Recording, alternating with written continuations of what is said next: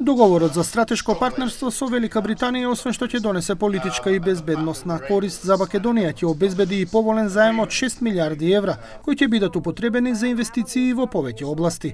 Веќе е познато дека дел од овие пари се планираат за завршување на клиничката болница во Штип, заедно со зградата на новиот медицински факултет со студентски дом со капацитет од 200 легла, за изградба на нова болница во Кичево заедно со здравствен дом, како и за реконструкција на клиничката болница во Тетово.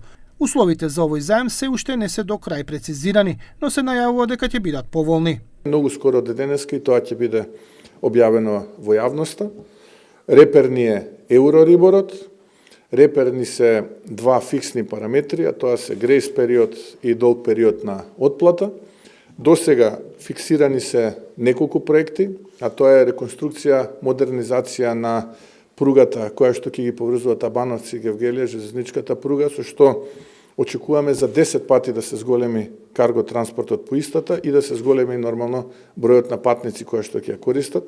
Ова е најголем проект во овој прв бран инвестиции и според информациите на ТВ21. Дел од постоечката пруга ќе се реконструира, но добар дел ќе биде нова траса, при што ќе има двојна линија, од која една за карго превоз кој ќе овозможува брзина на композициите до 120 км на час, а едната за патнички сообраќај со брзина од 160 плюс км на час. Овој проект првично се проценува дека ќе чини од 1,5 до 2 милиарди евра.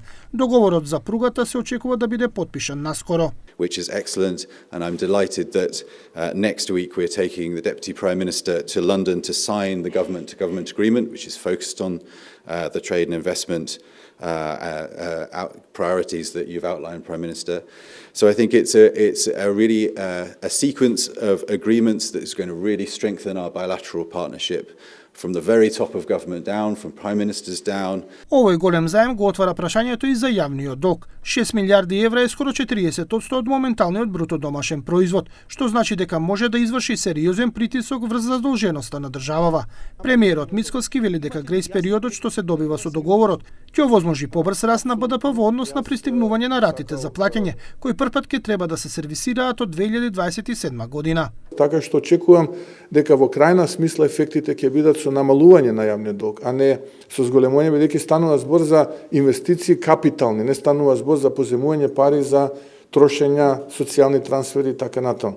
Мицкоски вели дека за останатите проекти кои допрва ќе се утврдуваат, наскоро ќе седне со бизнис заедницата за да се утврдат приоритетите и за да се види дали македонското стопанство може да го следи овој инвестициски бран. Треба да видиме каков ни е апсорбциониот капацитет, бидејќи во договорот се предвидува минимум 70% да биде локална компонента.